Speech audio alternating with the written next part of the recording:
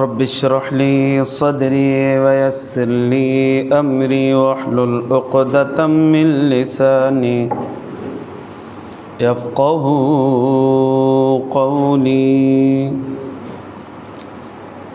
الحمد لله نحمده ونستعينه ونستغفره ونؤمن به ونتوكل عليه ونعوذ بالله من شرور أنفسنا ومن سيئات أعمالنا. من يهده الله فلا مضل له ومن يضلله فلا هادي له. ونشهد أن لا إله إلا الله وحده لا شريك له ولا وزير له ولا مشير له ولا معين له ولا ضد له ولا ند له. ونشهد أن سيدنا وسندنا وحبيبنا ومولانا محمدا عبده ورسوله أفضل البشر محمد أجمل البشر محمد أطيب البشر محمد بدر الدجى محمد شمس الضحى محمد خير الورى محمد. أشهد أن محمدا عبده ورسوله صلى الله عليه وعلى آله وأصحابه وأزواجه وذرياته وأهل بيته وأتباعه خصوصا على أبي بكر وعمر وعثمان وعلي. أما بعد فأعوذ بالله من الشيطان الرجيم. بسم الله الرحمن الرحيم. يا أيها الذين آمنوا كتب عليكم الصيام كما كتب على الذين من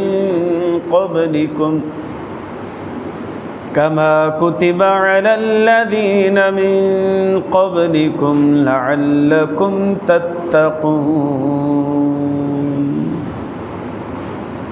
قال النبي صلى الله عليه وسلم الصوم جنة.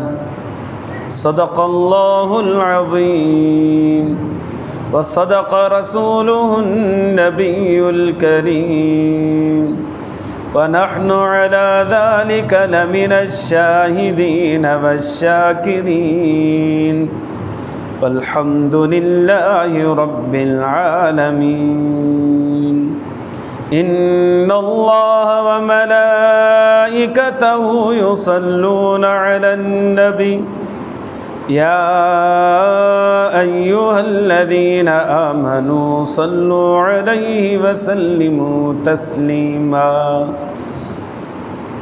اللهم صل على محمد وعلى آل محمد كما صليت على إبراهيم وعلى آل إبراهيم إنك حميد مجيد. اللهم بارك على محمد وعلى آل محمد كما باركت على إبراهيم وعلى آل إبراهيم إنك حميد مجيد. मदीने दे यारो वञण दिल घुरे थी मोहम्मद जो रोज़ो ॾिसण दिल घुरे थी मदीने ॾे यारो वञण दिल घुरे थी मोहम्मद जो रोज़ो ॾिसण दिल घुरे थी मोहम्मद जो रोज़ो ॾिसण दिल घुरे थी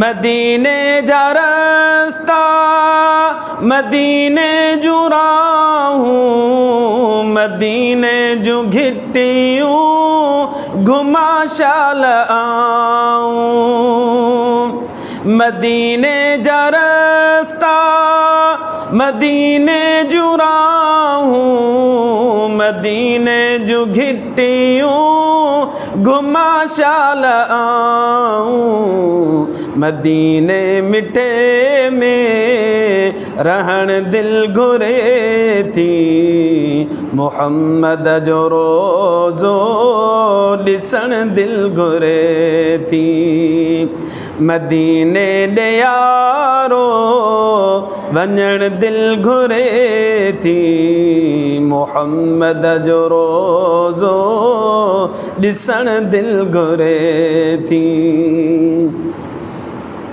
भलारा नज़ारा ऐं मंज़र ॾिसां मां सलातूं सुहारियूं मदीने पढ़ां मां भलारा नज़ारा ऐं मंज़र ॾिसां मां सलातूं सुहारियूं मदीने पढ़ां मां ऐं रोज़े साईं खे पसण दिल घुरे थी मोहम्मद जो रोज़ो ॾिसण दिल घुरे थी मदीने ॾे यारो वञण दिल घुरे थी मोहम्मद जो रोज़ो ॾिसण दिल घुरे थी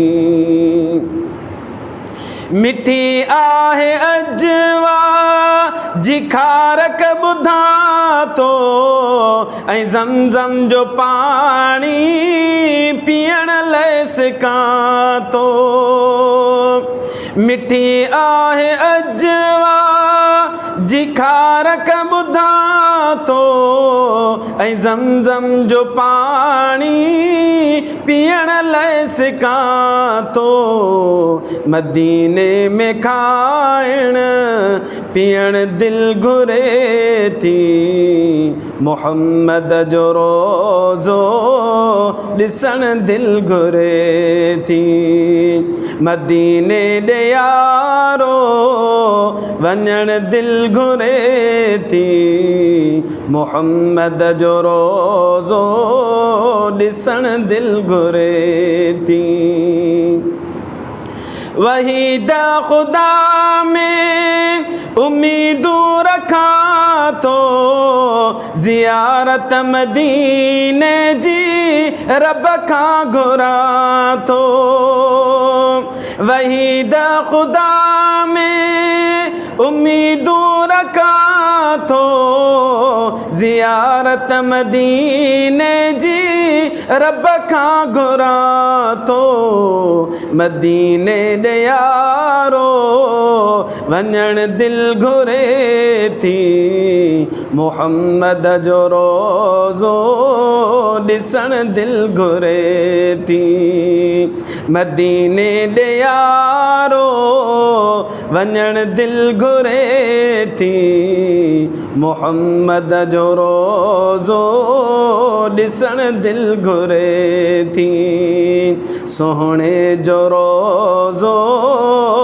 ॾिसण दिल घुरे थी साईं जो रोज़ो ॾिसण दिल घुरे थी मुझा मुअज़्ज़ज़ मुहतरम ऐं मुकर्रम मुजाहिद ऐं मुवहिद भाइरो दोस्तो ऐं बुज़ुर्गो अॼु असांजी तकरीर जो मौज़ू आहे टिन हलाकतुनि खां बचणु।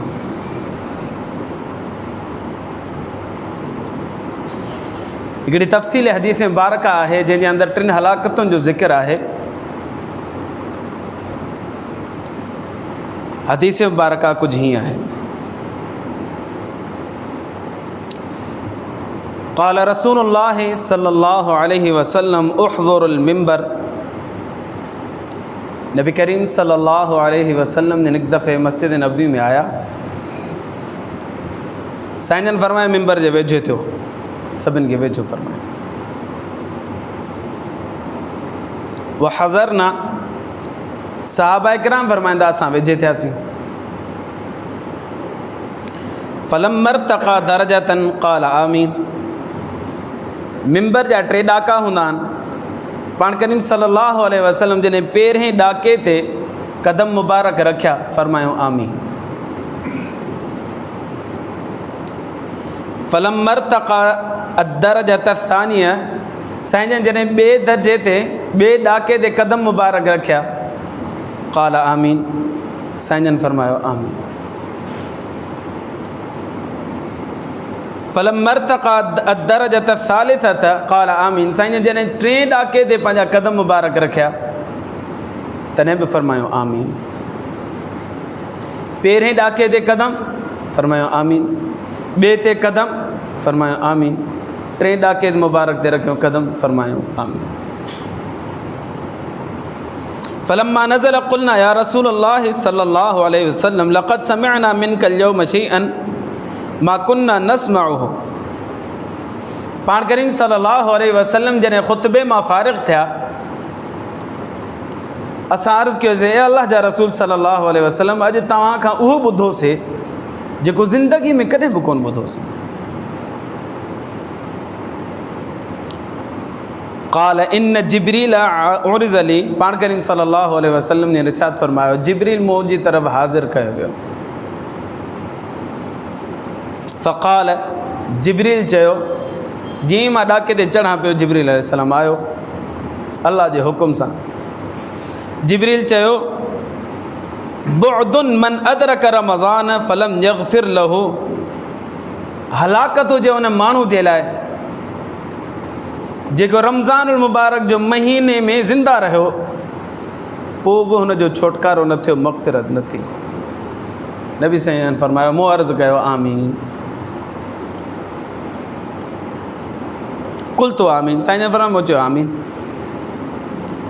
फलम्मा रक़ीतु सानियत क़ाल, जॾहिं मां ॿिए ॾाके ते कदम रखियो, जिब्रील अलैहिस्सलातु वस्सलाम फरमायो, बुअदुन मन ज़करत इंदहु फलम युसल्ली अलैक क़ुल्तु आमीन। साईं, हलाकत हुजे उन माण्हू जे लाइ जंहिंजे साम्हूं तव्हांजो ज़िक्र मुबारक थियो ऐं पोइ बि हुन दुरूद शरीफ़ न पढ़ियो, मूं अर्ज़ु कयो आमीन। नबी सल्लल्लाहु अलैहि वसल्लम फरमायो आमीन। फलम्मा रक़ीतु सालिसत, जॾहिं मां पंहिंजा कदम मुबारक टे ॾाके ते रखिया, क़ाल, जिब्रील अलैहिस्सलाम फरमायो, बुअदुन मन अदरक अबवैहिल किब्र इंदहु औ अहदुहुमा फलम युदखिलाहुल जन्नत क़ुल्तु आमीन। टे ॾाके ते मूं कदम रखियो, जिब्रील अलैहिस्सलातु वस्सलाम फरमायो, हलाकत हुजे उन बाने जे लाइ जंहिंजी ज़िंदगी में हुनजा वालिदैन पोढ़ा थी विया, या उन मां को हिकु पीउ या माउ पोढ़ो थी वियो, पोइ बि इहे इनखे जन्नत में दाख़िल न कराए सघिया। हलाकत हुजे माण्हू जे लाइ, साईं जन फरमायो आमीन। मूं चयो आमीन। मुस्तदरक हाकिम जी रिवायत आहे। इन रिवायत जे अंदरि टिनि ॻाल्हियुनि खे गौर करणु घुरिजे। नंबर 1, रमज़ान जो महीनो अची बि वियो, मग़फ़िरत न थी। जिब्रील फरमायो थो, अल्लाह करे इहो हलाक थिए। बदुआ करण वारो फ़रिश्तनि जो सरदार, आमीन चवण वारो काइनात जो सरदार मोहम्मद अरबी सल्लल्लाहु अलैहि वसल्लम। हाणे इन बदुआ जी क़बूलियत में कंहिं क़िस्म जो शक बाक़ी नथो रहे। साईं जन फरमायो, रमज़ान जो महीनो, जिब्रील अलैहिस्सलाम फरमायो, रमज़ान जो महीनो हिकिड़े माण्हू खे मिलियो बि सही, पोइ बि पंहिंजी मग़फ़िरत न कराए सघियो, हुनजी बख़्शिश न थी। हलाक थिए इहो माण्हू, ॿियो छा हिनखे रहण जो बाक़ी हक़ ई कोन्हे। नबी सल्लल्लाहु अलैहि वसल्लम जन मुआफ़िक़त फरमायो आमीन, वाक़ियतन इहा हलाकत जे क़ाबिल आहे। नंबर 2, नबी सल्लल्लाहु अलैहि वसल्लम जन आमीन फरमायो। ॿी ॻाल्हि ते ॿी ॻाल्हि छा हुई, ए अल्लाह जा रसूल सल्लल्लाहु अलैहि वसल्लम, हलाक थिए उहो बानो जंहिंजे साम्हूं तव्हांजो नालो मुबारक थिए, मुहम्मद सल्लल्लाहु अलैहि वसल्लम। पोइ बि हू दुरूद शरीफ़ न पढ़े। नबी साईं फरमायो वाक़ियतन इहा हलाकत जे क़ाबिल आहे। अल्लाह जे रसूल फरमायो आमीन। टियों बानो, जंहिंजी ज़िंदगी में हुनजा वालिदैन पोढ़प खे पुॼी विया, या इन मां माउ या पीउ हिकिड़ो पोढ़प खे पुॼी वियो, हीअ हुनजी ख़िदमत न कई न, छो करे ख़िदमत करे आहे त जन्नत में वञे, इन ख़िदमत न कई, इहे वालिदैन इस ख़िदमत पंहिंजी कराए करे जन्नत में इन बाने जे लाइ टिकट वठी सघनि पिया, पर बाने ख़िदमत ई न कई।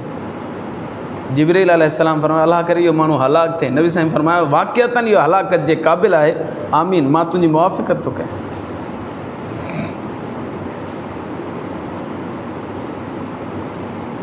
लिहाज़ा अल्लाह तबारक व तआला खां दुआ घुरणु घुरिजे त अल्लाह इन टिनी हलाकतुनि खां असांखे महफ़ूज़ फरमा।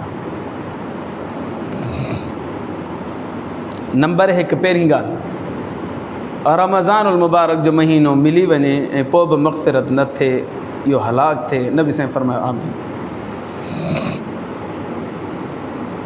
छो? इन करे जो रमज़ानुल मुबारक जे अंदरि मग़फ़िरत यकीनी आहे, थोरी महिनत करणी आहे। अल्लाह तबारक व तआला मग़फ़िरत जा दरवाज़ा ई खोले रखे थो पियो, हूअं ई खुलिया पिया आहिनि, पर रमज़ानुल मुबारक में त सफ़ा 24 कलाक अल्लाह तबारक व तआला खोले रखे थो पियो, ऐं रहमत जे समुंड जो वॾो फुड़ो मींहुं वसे पियो थो। अच बाना तूं माफ़ी घुर, मां माफ़ु करण लाइ तयारु आहियां।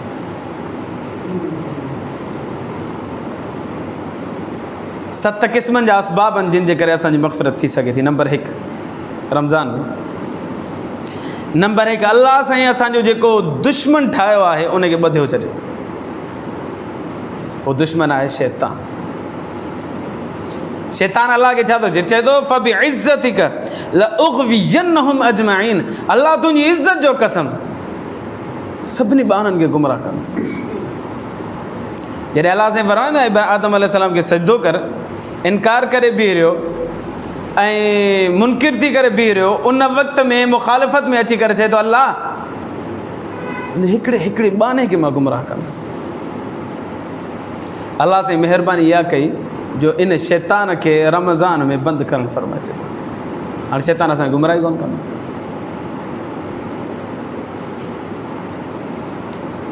इहो असांजो सर्टिफाइड दुश्मन आहे, सर्टिफिकेट हिनखे मिलियल आहे पको। इन शैतान लकुम अदुव्वन फत्तखिज़ूहु अदुव्वा, अल्लाह साईं फरमाए थो त शैतान तव्हांजो पको दुश्मन आहे, तव्हां हुनखे दुश्मन ठाहियो। उनखे अल्लाह तबारक व तआला असांजी फेवर कंदे उनखे बंदि करे छॾियो, हल क़ाबू आहे। जीअं ई रमज़ानुल मुबारक जो चंड नज़र ईंदो आहे, अल्लाह साईं फ़रिश्तनि खे फरमाईंदो आहे फ़स्फ़द मरदत शयातीन वग़ुल्लुहुमुल अग़लाल, शैताननि खे पकिड़े बंदि करे छॾियो, उनखे ॻीची में ॻट विझी करे फाए वांगुरु लटकाए छॾियो अंदरि, पोइ उन्हनि खे क़ैद कयो वेंदो आहे। हाणे बहानो ख़तमु, अल्लाह असांखे शैतान वार ॻाल्हाए पियो, अल्लाह निमाज़ ते अचणु ॾे कोन पियो, अल्लाह तिलावत करणु ॾे कोन पियो, अल्लाह साईं असबाब ठाहे छॾियो, शैतान खे बंदि करे छॾियो। बाना मां बख़्शण जे लाइ तयारु आहियां, तुंहिंजो दुश्मन जेको आहे तोखे जेको वरगलाए पियो उनखे बंदि करे छॾियो मूं। हाणे तूं महिनत कर न, पाण अच न नमाज़ ते, रोज़ो रख न, तिलावत कर। पहिरियों सबबु असांजो मग़फ़िरत जो इहो आहे जो अल्लाह साईं असांजे जानी दुश्मन, असांजे ईमानी दुश्मन खे बंदि करे छॾियो।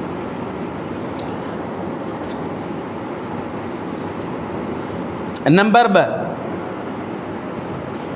अच्छा शैतान वरी अहिड़ो आहे दुश्मन असांजो, कॾहिं कॾहिं असांखे नेकी बि कराईंदो, उन में बि असांजी ख़राबी हूंदी,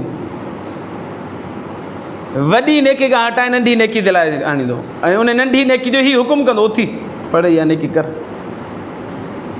एॾो असांजो दुश्मन आहे जो वॾी नेकी करण जे लाइ वेंदासीं न ते असांखे दिलि में वसवसा विझी करे वॾी खां हटाए नंढी ते लॻाए छॾींदो। अगरचे हुन नंढी जो हुकुम इहो ई कंदो पर इन में असांजो नुक़सानु हो बनिस्बत वॾी जे। जीअं मशहूरु वाक़ियो आहे हिकिड़ो, हिकिड़े अलाह जे बानो तहजुद गुज़ारो पाबंद हो तहजुद जो, हिकु दफ़े हुन खां तहजुद क़ज़ा थी वई, फजर नमाज़ पढ़ी तहजुद निकिरी वियसि, सॼो ॾींहुं एॾो रुनो पछताई एॾो जो ॿिए ॾींहुं जीअं राति जो सुतो त तहजुद जे वक़्त में अची माण्हू उथी पियो उथी नमाज़ पढ़। ए हैरान थी वियो, केरु ईंदा तूं मूंखे तव्हां घर में दाख़िल थी हुन जो परेशान न थी, मां शैतान आहियां तोखे तहजुद जे लाइ उथाइण जे लाइ। पोइ अलाह जो बानो हैरान थियो, शैतान मूंखे तहजुद ते वियो उथाए। जो हा इन करे तोखे उथायां थो जो कल्ह तुंहिंजी तहजुद क़ज़ा थी वई न, उन तहजुद जे क़ज़ा थियण जे करे तूं सॼो ॾींहुं रुने न, उन रुनण जो अलाह साईं तोखे एॾो अजुरु ॾिनो एॾो तहजुद ते बि कोन ॾींदो अथई। उथायो त मई तहजुद पढ़, वरी सॼो ॾींहुं रोईंदे अलाह साईं अञा वॾो अजुरु ॾींदो तोखे। करे करे शैतान वॾे सवाब खां हटाए नंढे सवाब जी तरफ़ मुतो अचे, अहिड़ो असांजो दुश्मन आहे।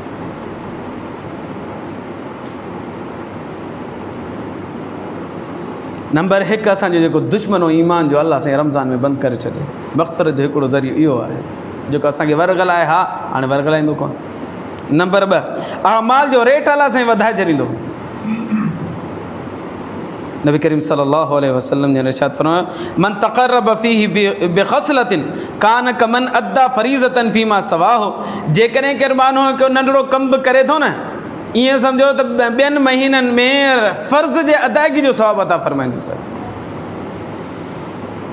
मन अद्दा फरीज़तन फ़ीही, जेको रमज़ान में हिकिड़ो फ़र्ज़ु पढ़े थो पियो, अल्लाह तबारक व तआला कान कमन अद्दा 70 फरीज़तन फ़ीमा सवाहु, गैर रमज़ान में 70 फ़र्ज़ पढ़ण जे बराबरि सवाबु अता फरमाईंदुसि।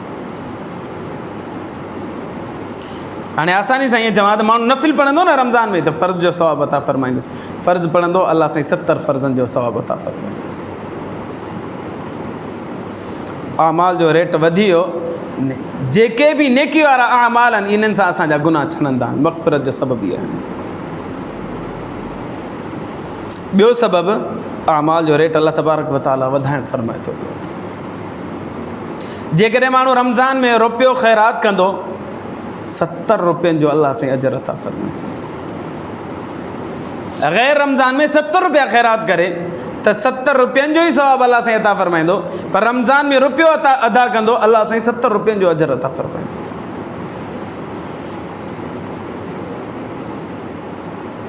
क़बूलियत अमाल अल्लाह तबारक व तआला रखियो आहे। रमज़ान जे अंदरि अल्लाह साईं रेट वधाए छॾे थो पियो, रेट वधाए करे उनखे क़बूलियत अता फरमाए थो, बाना गुनाह तुंहिंजा छाणे छॾींदो। मग़फ़िरत जो सबबु इहो पढ़जंदो। नंबर 3 अल्लाह साईं वाइदो कयो आहे रमज़ान में तव्हांजी दुआऊं क़बूल कंदुसि। टियों सबबु मग़फ़िरत जो इहो आहे, बानो दुआ घुरे अल्लाह मूंखे माफ़ फरमा, मुंहिंजी बख़्शिश फरमा। अल्लाह साईं फरमाईंदो मुंहिंजो वाइदो आहे तुंहिंजी दुआ रद्द कोन कंदुसि, हल तोखे मूं माफ़ करे छॾियो। नबी करीम सल्लल्लाहु अलैहि वसल्लम ने इरशाद फरमायो, ला तुरद्दु दअवतुहुम साइम हत्ता युफ्तिर। रोज़ेदार रोज़ो रखे थो पियो न, अल्लाह साईं हुनजी दुआ क़बूल करे थो जेसि ताईं इफ़्तार न कंदो। 12 कलाक 13 कलाक या 14 कलाक जो रोज़ो आहे त इहे 14 कलाक हिनखे मौक़ो मिलियो आहे दुआऊं घुरण जो। अल्लाह साईं फरमाए थो क़बूल कंदुसि, तूं घुर। बख़्शिश जो हिकिड़ो ज़रियो अल्लाह साईं दुआउनि जी क़बूलियत जो वाइदो फरमाए।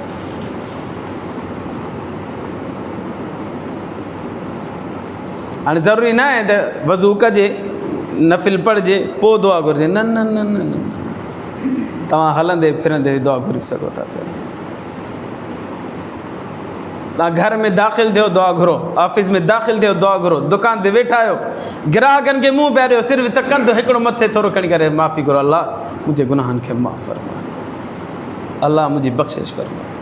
हथु खणण जी ज़रूरत न आहे, सिर्फ़ु पिशेमानी दिलि में हुजे ऐं निदामत दिलि में हुजे, अल्लाह मुंहिंजा गुनाह माफ़ फरमा, बसि अल्लाह साईं क़बूल फरमाईंदो। टियों सबबु असांजी बख़्शिश जो इहो अल्लाह साईं दुआउनि जे क़बूलियत जो वाइदो फरमायो रमज़ानुल मुबारक। चोथों सबबु बानो दुआऊं नथो घुरी सघे, मसरूफ़ हुयो, विसरी वियसि, अल्लाह तबारक व तआला रोज़ेदारनि जे लाइ जानवरनि खे हुकुम ॾींदो, मुंहिंजे बाने रोज़ो रखियो आहे, हाणे दुआ जो वक़्तु नथो मिलेसि, जानवरो तव्हां दुआ घुरो हिन जे हक़ में, मग़फ़िरत जे लाइ, रिज़्क़ जे लाइ, बरकत जे लाइ तव्हां दुआ घुरो, मां अल्लाह क़बूल कंदुसि। नबी करीम सल्लल्लाहु अलैहि वसल्लम ने इरशाद फरमायो, रोज़ेदार रोज़ो रखे थो पियो न, हवा में पखी इन जे लाइ मग़फ़िरत जी दुआ घुरनि था पिया, ऐं सुराख़नि जे अंदरि कीवलियूं माकोड़ा जीत जणा इहे इन जी मग़फ़िरत जे लाइ दुआ घुरनि था पिया, ऐं पाणी जे अंदरि मच्छियूं इन जी मग़फ़िरत जे लाइ दुआ घुरनि थियूं।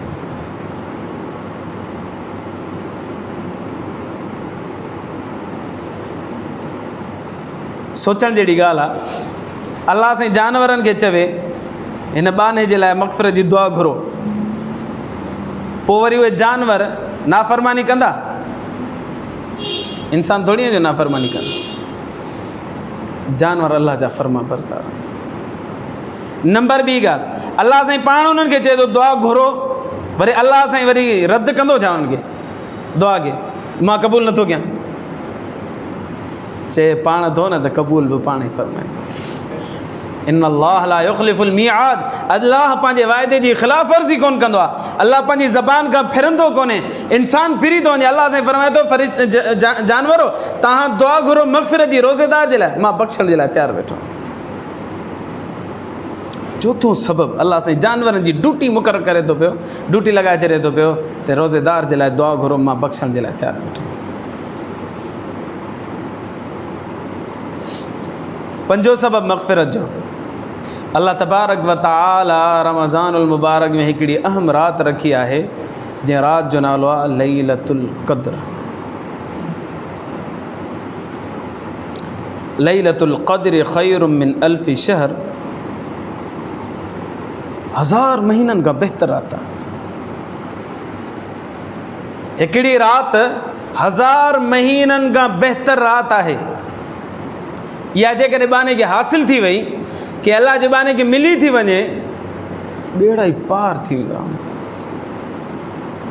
अल्लाहुम्मा इन्नका अफ़ुव्वुन करीमुन तुहिब्बुल अफ़्व फ़अफ़ु अन्नी या गफ़ूर या करीम। मसनून दुआ इहा आहे, लैलतुल क़द्र जे अंदरि घुरो, अल्लाह तूं बख़्शिश खे पसंदि फरमाईंदो, अल्लाह मूंखे माफ़ फरमा, छो कर तूं बख़्शणहार ऐं महिरबान ऐं करीम ऐं रहीम ऐं।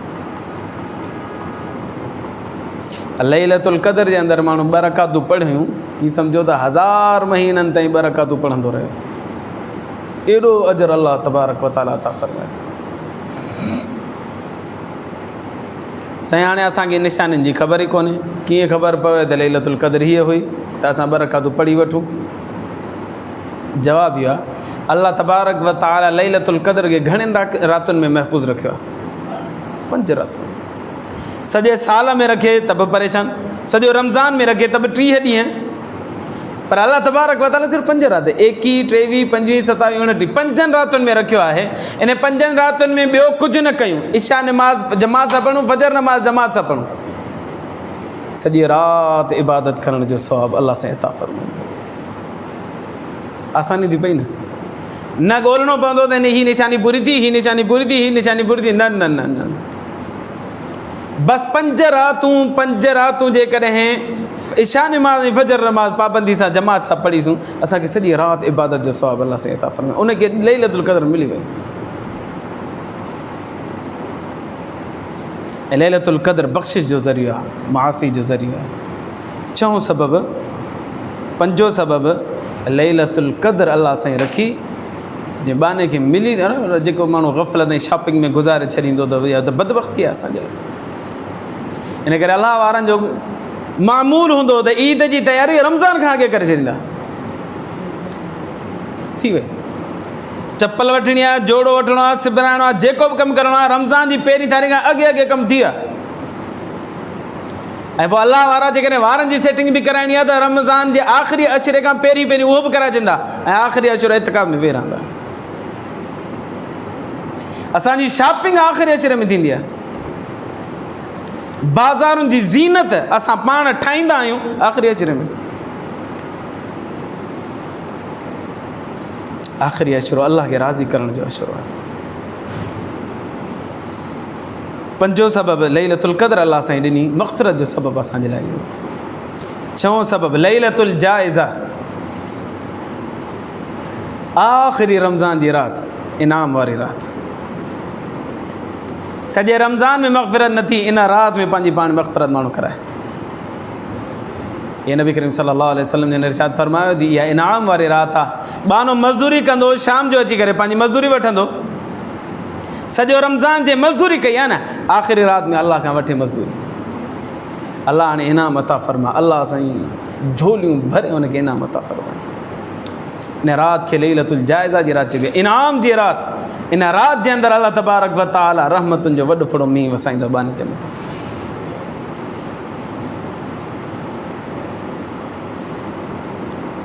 छहों सबब असांजी मग़फ़िरत जी इहा रात, रमज़ान जी आख़िरी रात अल्लाह साईं रखी आहे। सतों सबब ईद जो मजमो। सॼो रमज़ान जेकॾहिं ग़फ़लत में गुज़री वियो, अल्लाह जी महिरबानी ॾिसो। रमज़ान जी ईद वारी ईद ते, ईद उल फ़ितर वारे ॾींहुं बानो ईद नमाज़ पढ़णु वेंदो न, नबी सल्लल्लाहु अलैहि वसल्लम ने इरशाद फरमाया, रस्तनि ते फ़रिश्ता बीठा हूंदा। पोइ फ़रिश्ता ऐलान कंदा आहिनि, ख़ुशी ख़ुशी वापसि घर वञो, अल्लाह साईं तव्हांजी मग़फ़िरत फरमाए छॾी। इहे जेके नमाज़ ते अचनि था, ईद नमाज़ ते, उनखे फ़रिश्ता ऐलान कंदा आहिनि, तव्हां ख़ुशी ख़ुशी घर वञो, अल्लाह तबारक व तआला तव्हांजी मग़फ़िरत फरमाए छॾी। ईअं न थिए त इहा नमाज़ निंड में निकिरी वञे। बदकिस्मती सां असांजे शहरनि में ईद राति ई शॉपिंग करण जो मामूल आहे। घरवारी खे वरितोसीं, ॿारनि खे वरितोसीं, हाणे कपिड़ा वठंदासीं, हाणे चपलूं वठंदासीं, पोइ सॼी राति हलंदे हलंदे हलंदे राति जा 4-5 थी वेंदा। पोइ सहरी रखी करे सुम्ही पवंदासीं। और ईद वारे ॾींहुं रोज़ो न आहे, सहरी वारे टाइम ते सुम्ही पवंदासीं। माशाअल्लाह अल्हम्दुलिल्लाह 10 बजे उथंदासीं, 11 बजे उथंदासीं, 12 बजे ताईं। पोइ मौलवी साहब आख़िरी नमाज़ किथे थींदी आहे ईद साईं, ॿुधायो त सही। आख़िरी नमाज़ 9:30 बजे थी वई, 10 बजे किथां नमाज़ थींदी। इहो मग़फ़िरत जो हिकिड़ो सबबु आहे। रमज़ान जो आख़िरी शवाल जो पहिरियों ॾींहुं ईद जे मजमे में अल्लाह साईं मग़फ़िरत जो ऐलान फरमाए थो फ़रिश्तनि जे ज़रिए सां।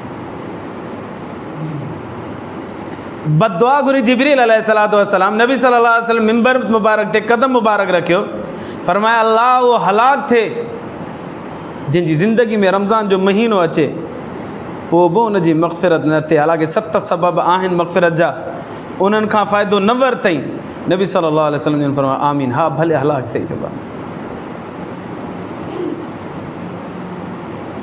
ॿियो क़दम नबी सल्लल्लाहु अलैहि वसल्लम मिंबर ते रखियो, फ़रिश्ते चयो जिब्रील अलैहिस्सलातु वस्सलाम, फरमाया साईं तव्हांजे साम्हूं तव्हांजो नालो मुबारक अचे के बाने जे साम्हूं तव्हां ते दुरूद न पढ़े, हलाक थिए। नबी सल्लल्लाहु अलैहि वसल्लम फरमाया आमीन।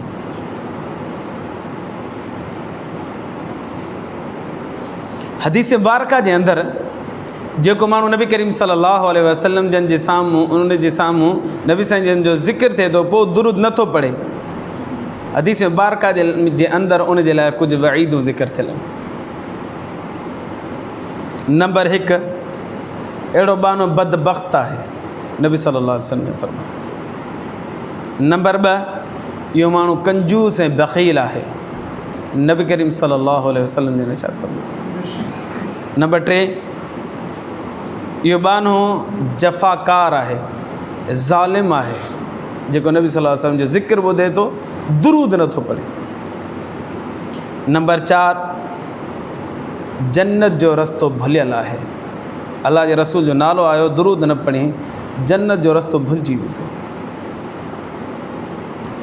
नंबर 5, इहो बानो जहन्नम में दाख़िल थियण वारो आहे। नंबर 6, बददीन आहे।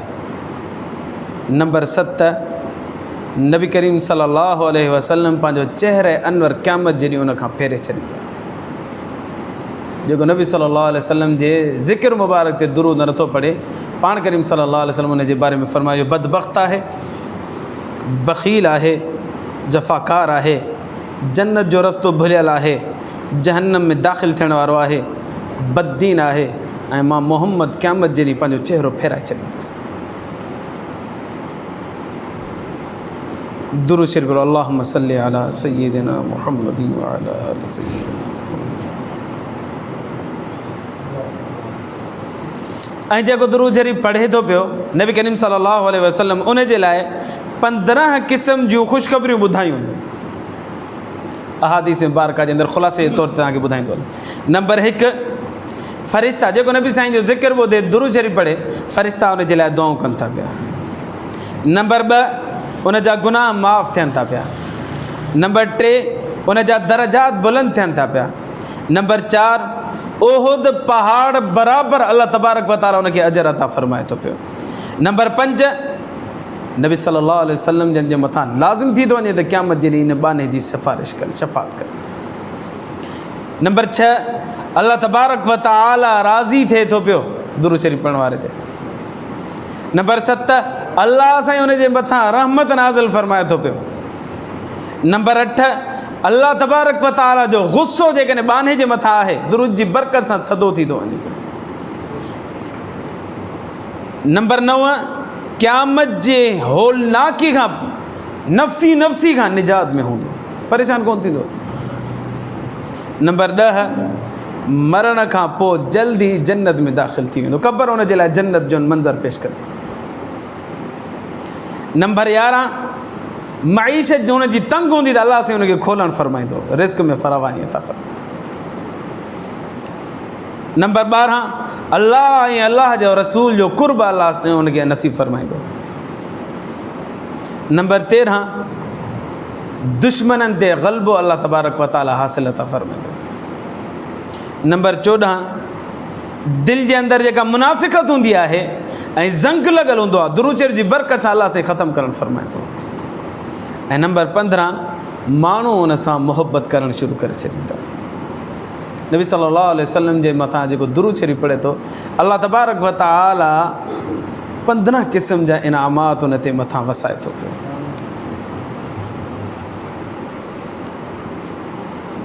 जिबरील अलैहिस्सलाम फरमाया अल्लाह हलाक थिए उहो माण्हू जंहिंजे साम्हूं नबी साईं जो ज़िक्र थिए ऐं उहो दुरूद शरीफ़ न पढ़े। नबी सल्लल्लाहु अलैहि वसल्लम ने फरमाया आमीन। 3 नंबर ते अल्लाह हलाक थिए उहो माण्हू जंहिंजी ज़िंदगी में वालदेन पोढ़ा थी विया या उन मंझां को हिकिड़ो पोढ़ो थी वियो, बाबो सगोरे या अमड़ सगोरे, ऐं ही ॿई या हिकिड़ो इनखे जन्नत में दाख़िल न कराए सघिया पंहिंजे पुट खे या पंहिंजी धीअ खे, हलाक थिए। नबी सल्लल्लाहु अलैहि वसल्लम ने फरमाया आमीन, भले हलाक थिए। माना वे वालदेन जी ख़िदमत करे ईबानो जन्नत हासिल करे सघे पियो, पर ख़िदमत न कयईं इहो हलाक ई थिए, लाइक़ु आहे हिन जे। नबी सल्लल्लाहु अलैहि वसल्लम फरमाया हा लाइक़ु आहे हिन जे, भले हलाक थिए। वालदेन जा 7 हक़ आहिनि। क़ुरान और सुन्नत जी रोशनी मंझां 7 हक़ ख़ुलासे जे तौर ते अव्हां जे साम्हूं ज़िक्र कयां थो।